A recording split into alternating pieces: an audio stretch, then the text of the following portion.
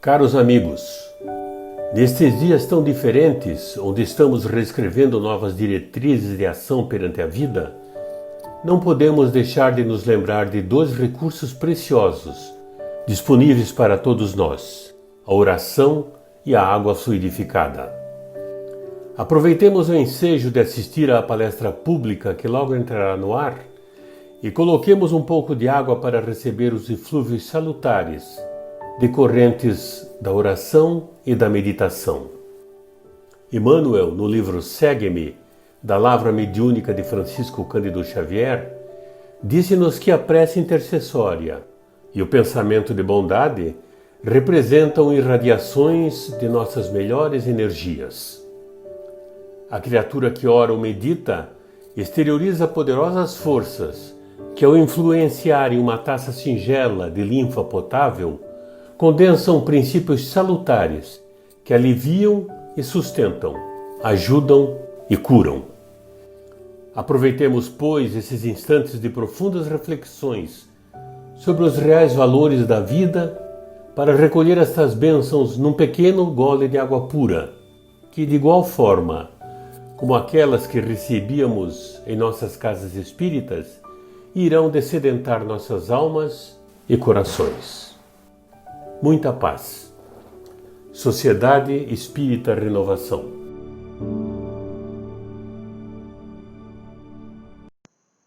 Boa noite a todos. Que Jesus nos envolva em clima de fraternidade e de paz. Que possamos não só nos sentirmos reunidos, mas sobretudo nos sentirmos unidos em torno da mensagem consoladora de nosso Senhor Jesus Cristo. Consola porque esclarece. E ao sermos esclarecidos, nós iluminamos nosso pensamento, que se irradia aos nossos corações e nos permitem compreender o porquê que nós estamos aqui, nesse contexto de vida, nessas dificuldades hoje pandêmicas. E assim nós vamos alinhando o nosso comportamento, aproveitando melhor as oportunidades de cada dia. Ao observarmos na nossa história, a nossa trajetória como indivíduos, como seres humanos, nós vamos observar que o aprendizado que nós realizamos foi significativo. Muito embora tivéssemos experimentado dificuldades enormes, muito maiores das que hoje nós experimentamos, porque nós não tínhamos, em épocas anteriores, o mesmo conhecimento que nós temos hoje. Em um determinado momento da nossa trajetória, como seres espíritos, nós nos divorciamos dos valores por conta da ação totalitária que vigia nas épocas mais longínquas. Cristo veio à Terra para nos ensinar a caminhar de forma diferente, para nos ensinar qual é o novo rumo,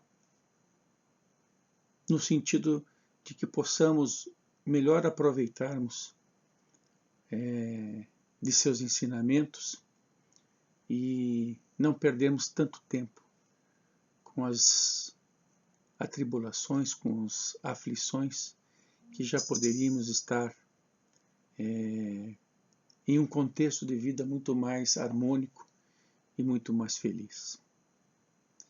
E ao observarmos a nossa volta nos dias atuais, nós constatamos com uma certa facilidade que o que caracteriza o momento presente é a violência e, ao mesmo tempo, a intolerância.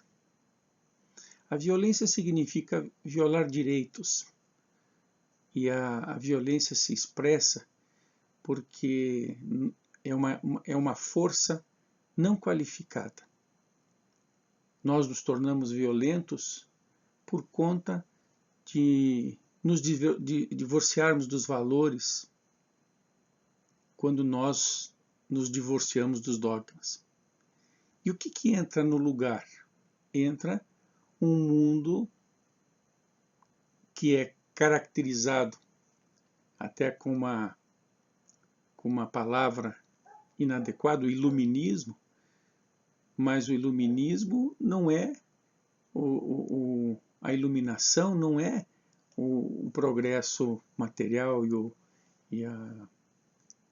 e as possibilidades de uma vida melhor. Nós permanecemos ainda muito orgulhosos e muito egoístas. São as duas grandes chagas da humanidade, a razão pela qual ainda nós sofremos muito. Quando a gente fala de sofrimento, nós estamos falando da condição da ausência do bem-estar. Nós temos hoje, para algumas camadas da sociedade em que vivemos, a gente poderia dizer estar bem, mas a grande maioria não tem o necessário para uma vida digna. E isso é reflexo e é resultado de um processo de inflação do ego, do egoísmo e do orgulho. Mas essas expressões, né, de violência, de intolerância, nós identificamos através dos canais de comunicação, da televisão, dos jornais, das nossas rodas de amigos, e que podemos observar com muita facilidade. Primeiro na televisão, é um veículo de comunicação que tem uma força na influência social e muitas vezes nós observamos que ele não informa, ele desinforma. Isso é violência. Nós observamos também nos jornais a apresentação de tantos conflitos, de mortes, de assaltos, de violências no trânsito.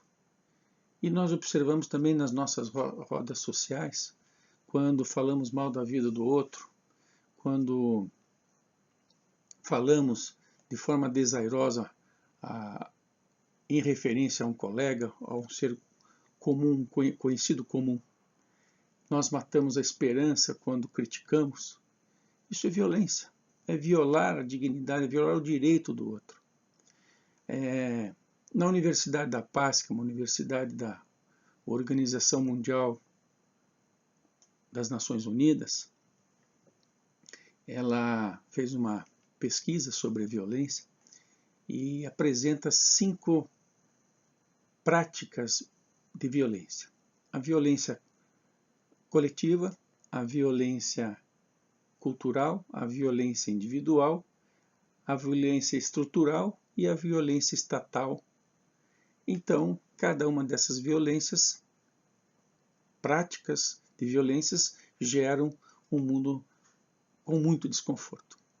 A violência coletiva, ela se apresenta quando grupos de indivíduos, eles comungam determinadas práticas que vão lesar a sociedade, como, por exemplo, a guerra, como as ações de conflitos, de beligerância de uma forma geral. A prática da violência estatal, ela se reflete quando das políticas econômicas, sociais, definidas por um grupo de interesses, porque no sistema econômico existe uma constelação de poder e o Estado ele tinha o papel de atender às necessidades sociais, para fazer com que o indivíduo pudesse ter um mínimo de garantia de equanimidade nas relações humanas. Quer dizer, amenizar um pouco a presença do poder totalitário e arbitrário. Mas, infelizmente, são os homens que pilotam o Estado e que muitas vezes não nos representam, estão lá representando grupos de interesse. Isso é violência, né?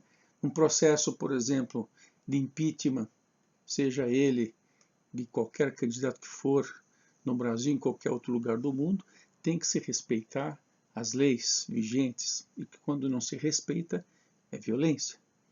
Quando se estabelece, por exemplo, políticas macroeconômicas que vai dificultar o processo de formação e distribuição da riqueza, então nós estamos falando da concentração da riqueza, isso é violência social. Quando se fala da prática da violência cultural, é a aceitação tácita de certas violências que se incorporam no nosso consumo, no nosso costume, nos nossos hábitos, na nossa forma de pensar. E essa prática, por exemplo, é toda forma de preconceito, racismo, de qualquer natureza, né? Preconceito de toda ordem, violência. Quando nós falamos na violência individual, são a nossa forma de agir na relação com o outro, quando então nós não nos posicionamos, quando nós nos omitimos, quando nós deixamos de cumprir com a nossa responsabilidade individual. São formas de violências, né? Na forma de falar, na forma de expressar, na forma de se comunicar, das fake news, isso também é violência. Então, nós estamos vivenciando um momento em que a sociedade ela se desencontrou, o indivíduo se desencontrou de si mesmo. Nós não podemos esquecer que nós somos seres, criaturas, que fomos criados simples, ignorantes, não no sentido pejorativo, mas com desconhecimento. E começamos então a ter as oportunidades do nosso desenvolvimento, do nosso crescimento, em estágios diferentes, e chegamos num determinado momento em que pudemos ter a consciência da nossa existência, da nossa individualidade, quando nos tornamos, então, espíritos pensantes, seres pensantes com capacidade de raciocínio. Mas nós não podemos esquecer, né, e aí a doutrina espírita nos apresenta com muita assertiva, com muita qualidade, que nós somos seres gregários. Nós somos para viver a vida de relação. Todos somos filhos do mesmo Pai, portanto nós somos irmãos. Nós teríamos que estar vivendo já, porque já conhecemos a mensagem do Cristo há quase 2000 anos, nós já deveríamos estar então pensando em sermos irmãos, nos tratarmos como irmãos, e não com a violência que nós observamos na relação humana.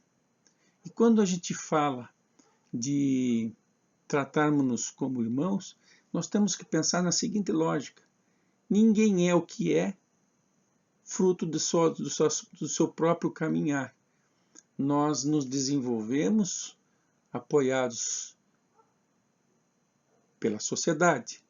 Vivemos dentro de um ser social diverso e que nos gera a possibilidade de nos desenvolvermmos, porque tem adversidades, e as adversidades nos mostram que precisamos nos conter, muitas vezes refletindo numa maneira nova de ser.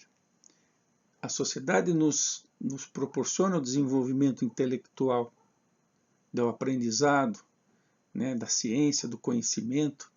A sociedade nos dá exemplo do desenvolvimento moral, das regras do bem proceder. E por conta de tantas adversidades, da explosão das adversidades, o ser humano recorreu para as leis, para que pudessem protegê-los. Mas essas leis, elas são as leis dos homens. Mas nós precisamos, para mudar essa ordem de coisas, ter um outro comportamento, um comportamento mais fraterno, um comportamento de irmãos, de solidariedade e de responsabilidade individual dentro do social. Mas para isso é necessário que nós conheçamos as leis superiores da vida, as leis imutáveis que estão em nós. Nós somos seres, criaturas, que trazemos conosco essas leis divinas contidas em nós, razão pela qual Jesus nos apresenta: brilhe a vossa luz diante dos homens, para que vejam as vossas boas obras e glorifiquem o Pai que está nos céus. Ora, brilhe a vossa luz. Então nós temos luz diante dos homens, em sociedade, para que a gente possa cumprir o nosso papel, nossa missão, que é aprendermos a sermos irmãos. Amai-vos como eu vos amei. Foi o grande exemplo de fraternidade que Jesus nos deixou. Amai-vos como eu vos amei. O amor numa expressão de bem-querer, numa expressão de solidariedade. Solidariedade vem de sólido, de base.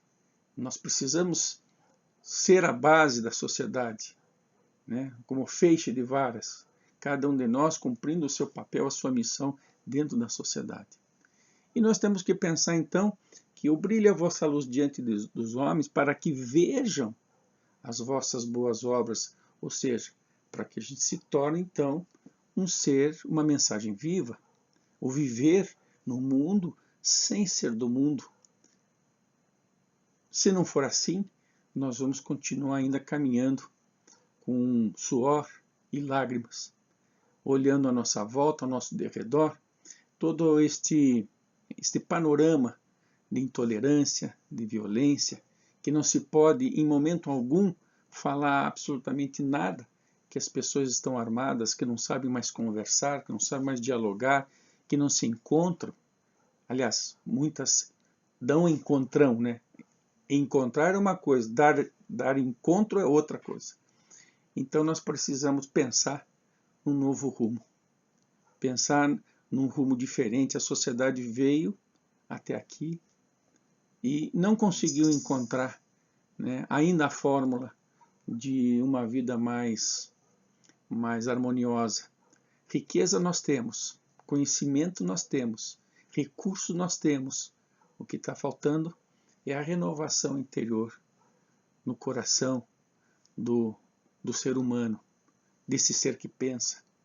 Mas para que isso possa acontecer, deve existir uma transformação significativa no processo educacional. A educação integral, a educação do ser integral, que não está circunscrito entre o berço e túmulo.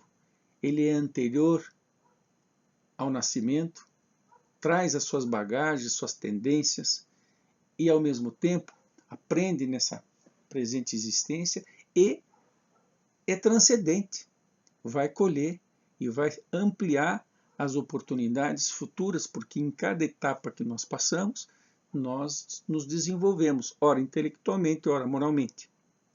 Portanto, é importante que a gente tenha em mente que a sociedade que nós vivemos hoje é o reflexo do que somos coletivamente. Então, para alterar toda esta ordem de coisas, desse estado de desconforto, de conflitos, de aflições e de desesperança para muitos, nós temos que buscar refletir no nosso comportamento em sociedade, na nossa educação. O tema da noite trata exatamente disso, da gentileza. E o que é ser gentil? A palavra gentileza, ela vem do latim gentilis, que à época lá dos primeiros anos da formação da sociedade romana, significava clãs, pequenos agrupamentos sociais, clãs. E na visão indo-europeia, ela tem a conotação de gens, de origem, de luz, dar a luz. Por isso, brilhar a vossa luz. Então, a gentileza é um processo de dar de Gênesis, de origem, de dar à luz, né? Então nós temos que brilhar a nossa luz. Isto é ser gentil. Isto é contribuir de forma gentil. Mas não é o que nós vemos nos dias atuais. Porque a gentileza não é um processo de educação, de polidez. Porque muitas vezes as pessoas, elas são gentis, são educadas, pedem por favor, muito obrigado, e é natural que isso aconteça e que seja importante, mas não para um processo protocolar. No Evangelho segundo o Espiritismo, o tema é tratado como afabilidade e doçura. E a questão que se coloca central é: será que o nosso comportamento, a nossa atitude, ela é espontânea, ela é natural ou ela é protocolar? E nós temos que pensar o que nos move é o interesse que está por trás ou é de fato um desenvolvimento moral? Então, nós vemos muitas pessoas que são gentis com aqueles grupos de interesse, com alguém que possa lhe retribuir com alguma benesse, com algum favor, com algo que seja importante para si, no presente ou no futuro. Então a gente vê muita gente, né, que a gente fala assim, polida, né, de polidez, nobre, de cortês, que vem da corte, do clã, né, da corte, na segregação da sociedade, e entre eles eram corteses, mas vem até hoje esse conceito de cortesia, de cortês.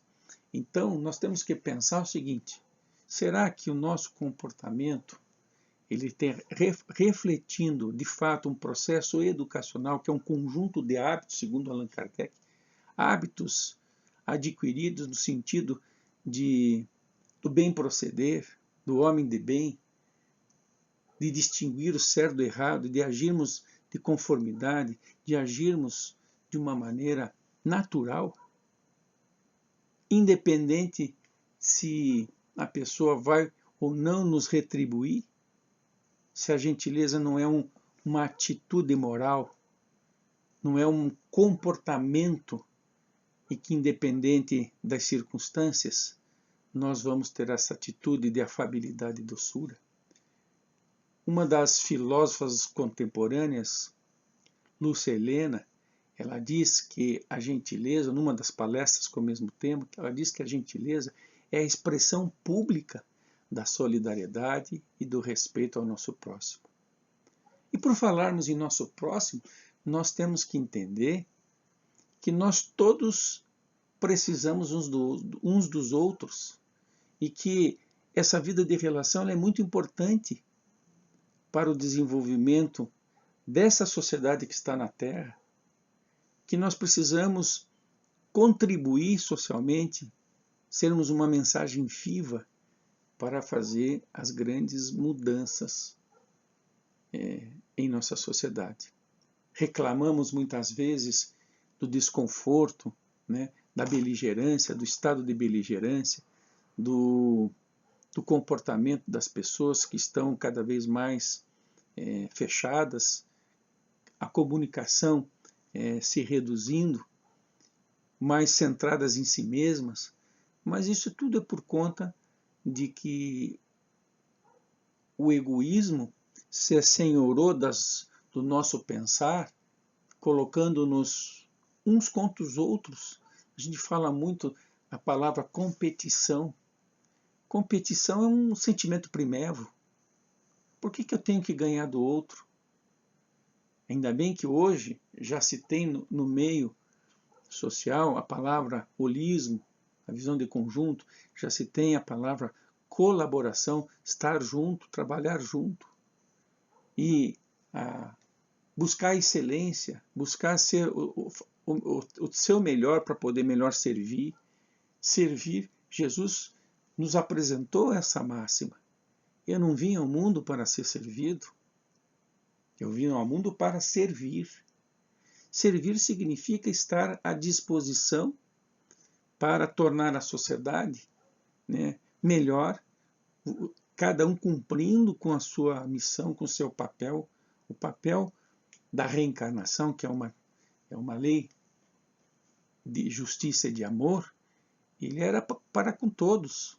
Todos nós temos uma missão única, individual, dentro da sociedade, e juntos, cada um fazendo a sua missão, cumprindo a sua missão, vamos melhorar a sociedade em que vivemos.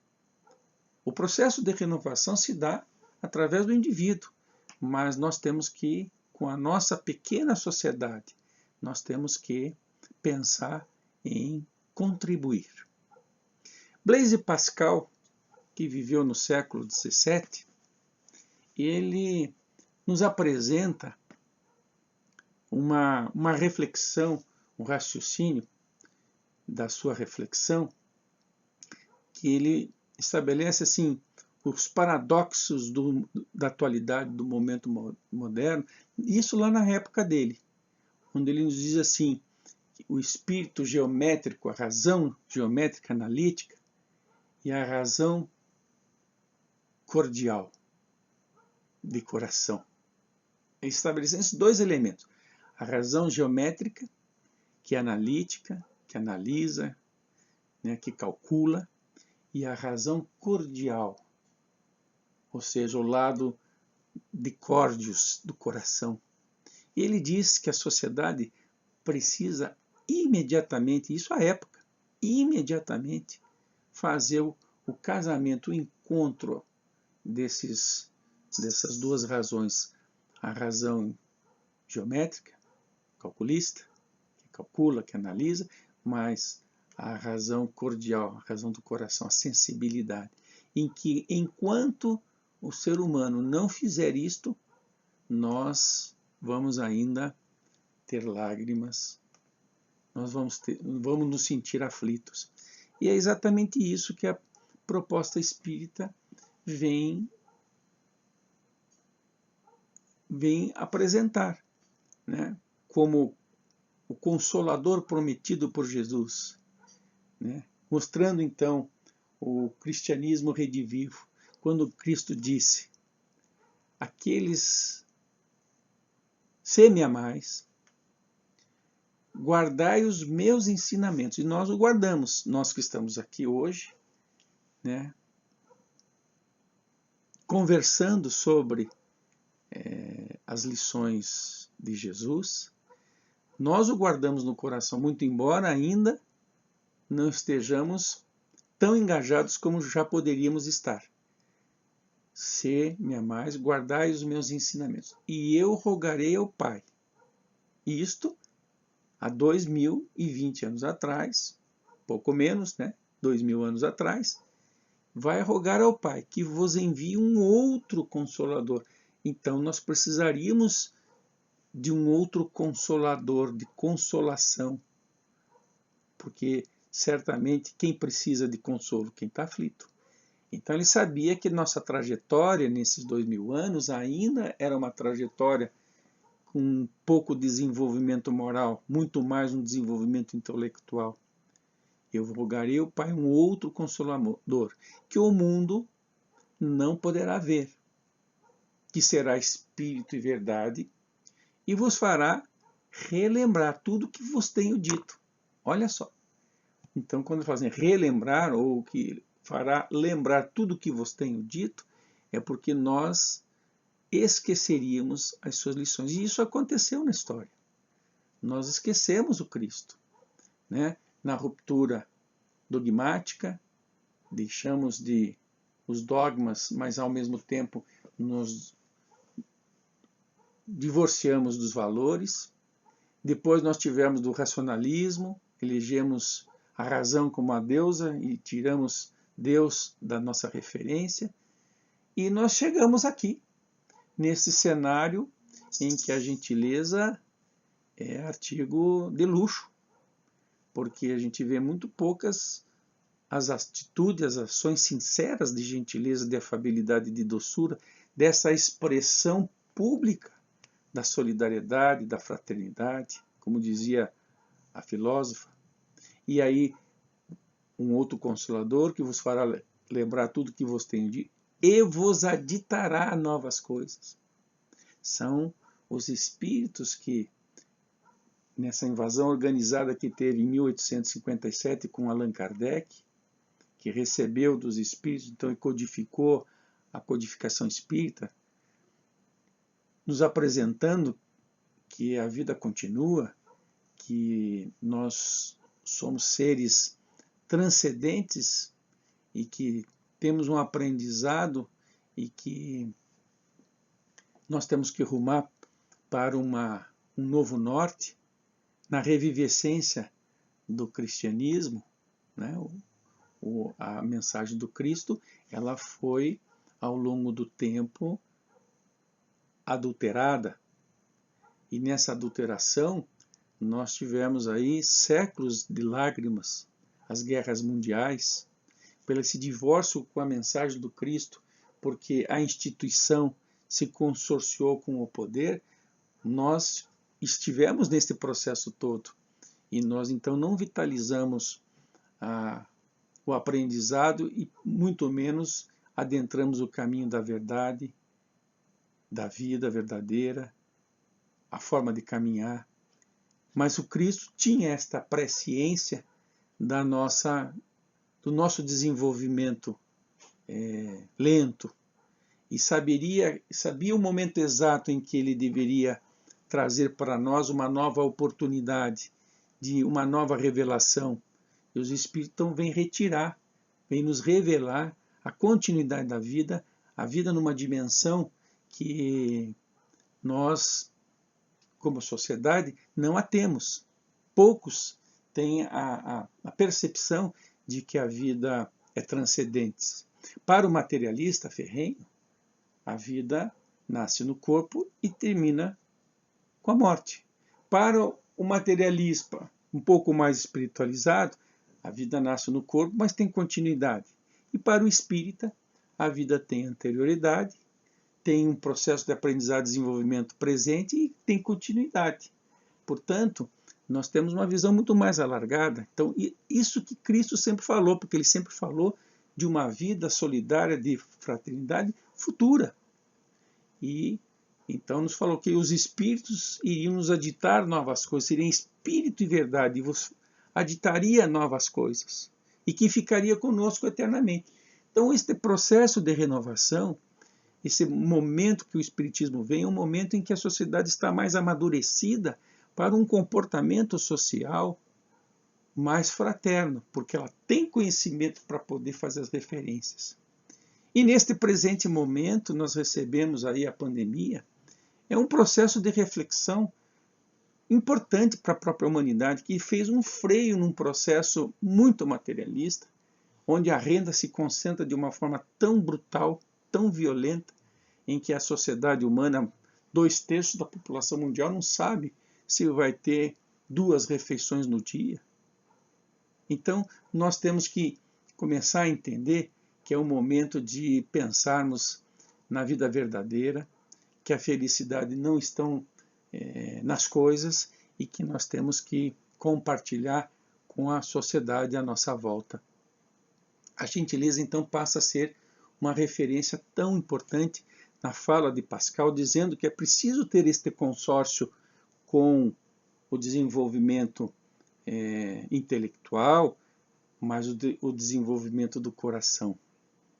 E esse desenvolvimento do coração é o desenvolvimento moral, porque a regra do bem proceder, e o homem procede bem quando ele age de conformidade com as leis superiores, não só com as leis dos homens, com as leis superiores, que é muito mais do que responder às leis humanas, porque as leis superiores são imutáveis. Elas nos falam da fraternidade, do amor, elas nos falam do bem-querer, elas nos falam e nos dão a ciência e a consciência de que tudo que nós recebemos por empréstimo, quem muito foi dado, muito vai ser cobrado, que nós temos muito a compartilhar, que à nossa volta existe muita necessidade a ser atendida, muitas famílias sem recursos, muitas crianças fora da escola, muita mortalidade infantil, muita mortalidade materna, que são os reflexos de um sistema de condução da economia que exclui a grande maioria, né, em privilégio de uma minoria. E muitas vezes nós estamos inseridos nessa sociedade de uma forma cortês, mas com aqueles que nos interessam, seja no trabalho, seja na família. A gente trata bem aqueles que a gente tem interesse, mas nos esquecemos de ir ao encontro, né, de conversarmos, de darmos um pouco daquilo que já conquistamos, porque deixar de fazer o bem que se pode fazer é o mal.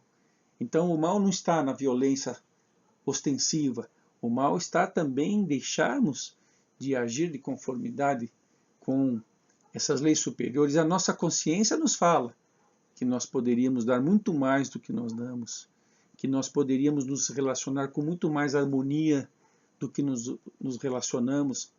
Podemos dar N exemplos, desde a nossa convivência familiar, como é que nós tratamos os de casa e como é que nós tratamos os de fora. Será que é a mesma afabilidade e doçura? E por que a gente não trata os de casa com a mesma afabilidade e doçura com que a gente trata de um chefe ou de alguém de fora da sociedade? É fácil viver viver bem no meio dos bons lá na nossa instituição religiosa, na nossa casa espírita.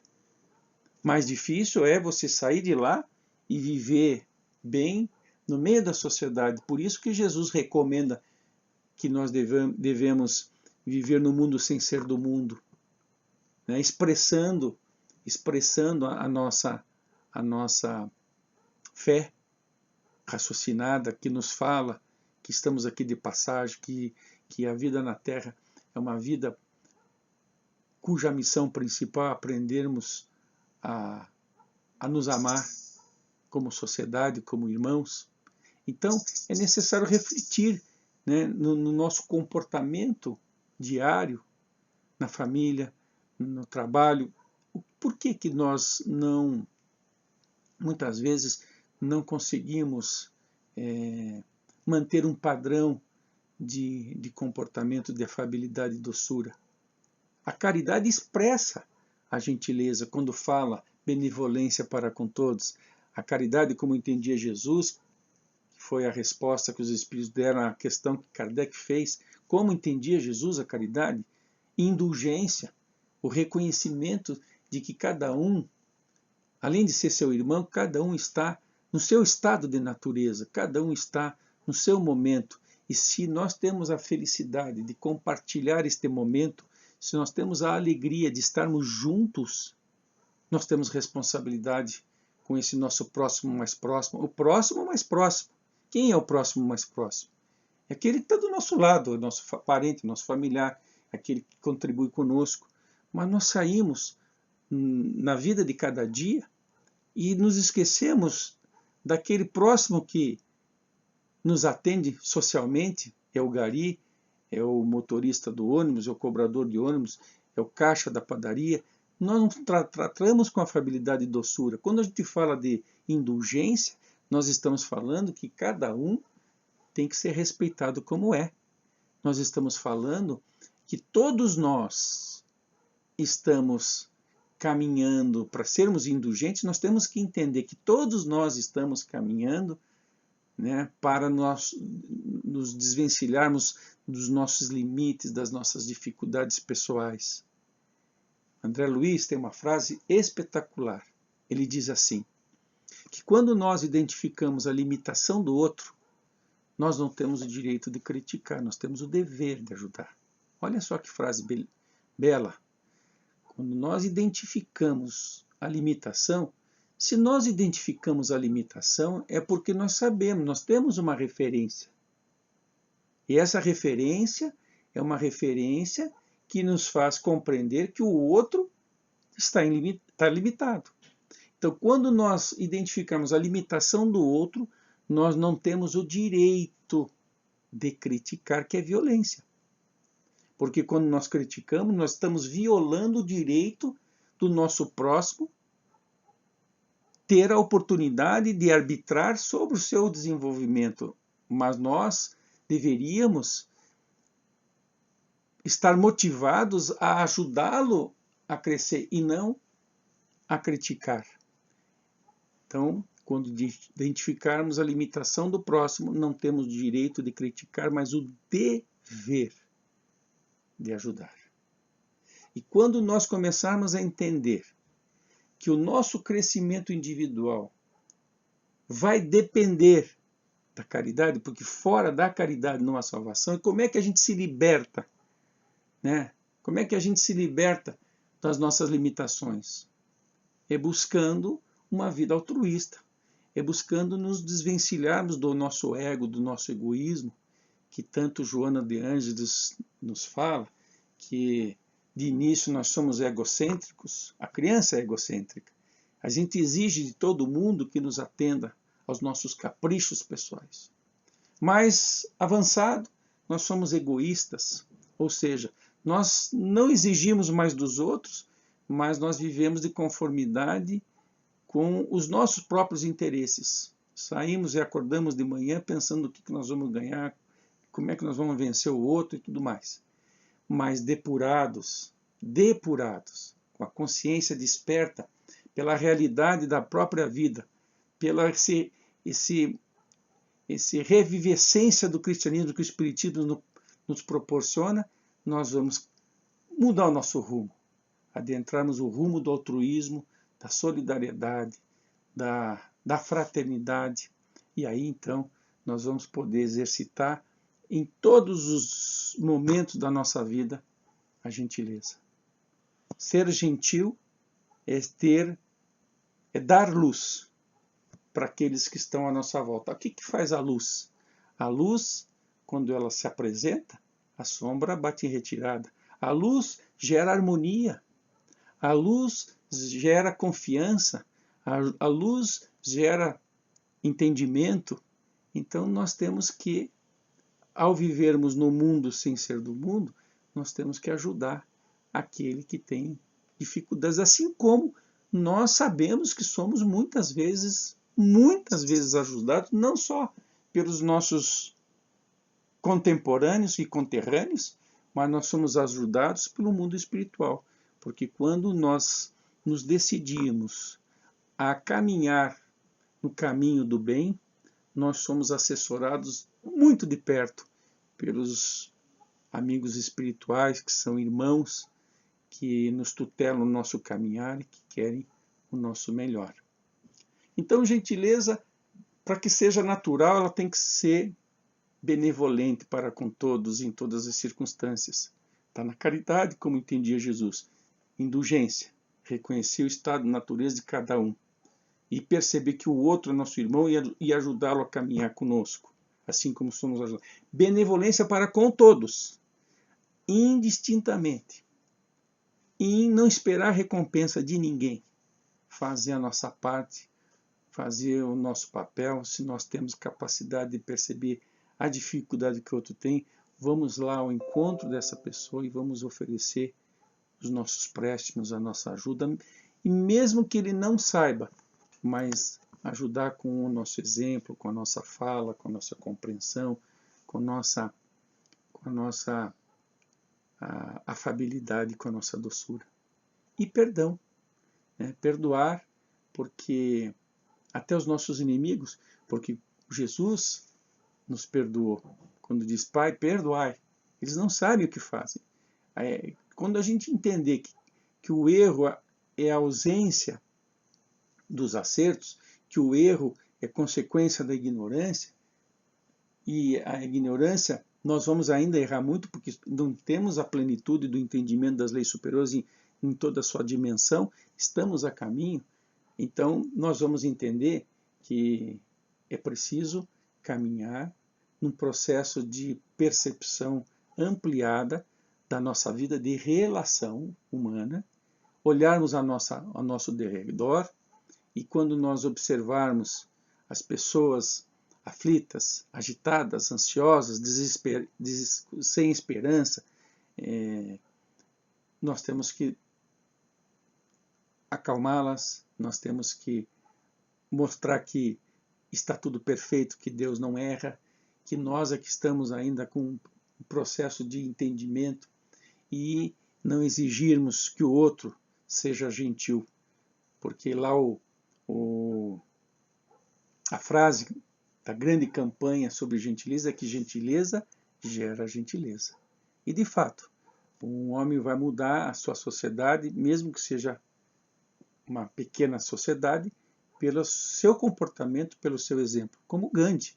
Gandhi falou que se um homem se modifica, na sua família, sua família pode se modificar. Se a sua família se modifica, o seu vizinho pode se modificar. Se o seu vizinho se modifica, o seu bairro pode se modificar. Se o seu bairro se modifica, a sua cidade pode se modificar, o seu estado, o seu país. Então, as mudanças, elas acontecem de dentro para fora e nós somos uma célula viva da sociedade. Então, quando nós começarmos a praticar a gentileza, ou seja, fazer com que a nossa luz brilhe diante dos homens, indistintamente, de forma benevolente para com todos, nós vamos sentir e conhecer o que significa a paz. Ter a ciência da paz, que é a paciência, que é o respeito, que é a compreensão do momento de cada um, do nosso próprio momento. E não nos esqueçamos que nunca estivemos sozinhos, que a afabilidade, o amor, a gentileza dos amigos espirituais, a nos respeitar as nossas decisões, o nosso arbítrio, nos envolvendo.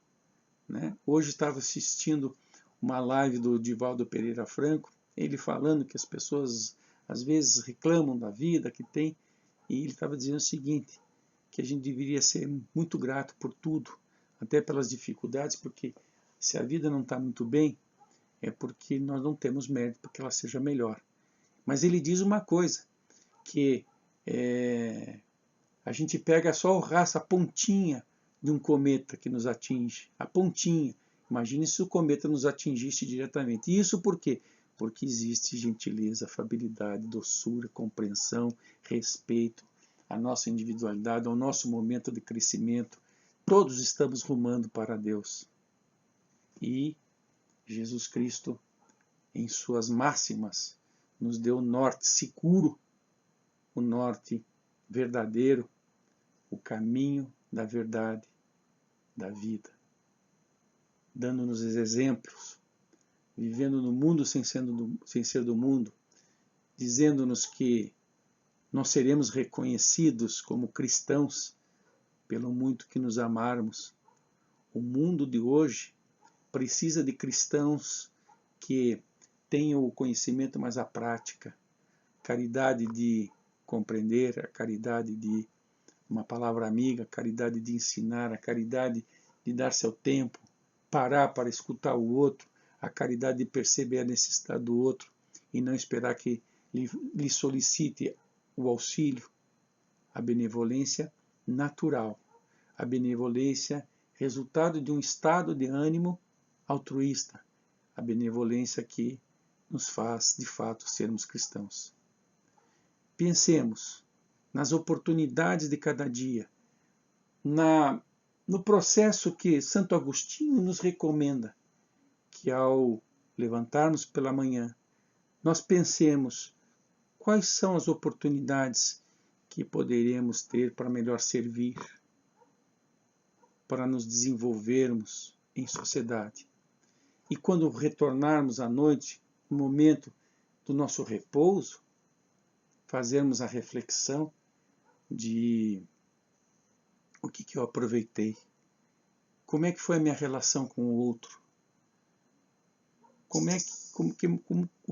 quais foram os meus sentimentos para as reações que eu tive, quais são as oportunidades que eu aproveitei, o que deixei de aproveitar, se eu fui vigilante, se eu busquei perceber em cada momento a grande oportunidade de estar vivendo nessa escola chamada Terra. não nos esqueçamos que nós precisamos trabalhar nossa intimidade. Nós podemos fazer isso com as lições redivivas do Cristo apresentadas por essa doutrina maravilhosa que é a doutrina espírita, que nos convida a entendermos Deus como grande arquiteto, causa cáusica de si mesmo, inteligência suprema do universo, que nos faz entender que a vida tem continuidade nos dois planos, que a gente pode se comunicar com o mundo espiritual e receber deles a palavra mediúnica de muitos médiuns, esses livros que são pérolas de luz e que não falta nada para que nós possamos entender e compreender e nos encontrarmos com as leis superiores que estão gravadas em nossa intimidade e não termos mais conflitos de consciência, de entendermos que as leis morais, de entendermos a questão da comunicabilidade, a questão da pluralidade dos mundos habitados. Na casa do Pai há muitas moradas, nós vivemos numa delas, que é um mundo de provas e expiações em processo de regeneração, de transformação. Nós demos passos gigantes no processo de desenvolvimento intelectual, agora é a hora de nós começarmos a caminhar na direção do nosso desenvolvimento moral. E nós estamos recebendo ajuda, porque há 30 anos estão renascendo espíritos superiores ao nosso padrão moral para nos ajudar a crescer e a encontrar o caminho que nos levará à plenitude. E entendemos que as leis superiores são imutáveis, de justiça e de amor. E para encerrar, não nos esqueçamos que seremos reconhecidos pelo muito que nos amamos. Sejamos a luz, sejamos gentis, afáveis e doces com todos aqueles com que a vida nos brindou a relação humana, porque uma folha não cai sem um fim, uma finalidade. Nós estamos todos engajados, integrados dentro de um processo gregário da vida de relação. Que Jesus nos envolva em clima de paz, de amor, que possamos nos reencontrar numa próxima oportunidade. Que Deus nos envolva em paz.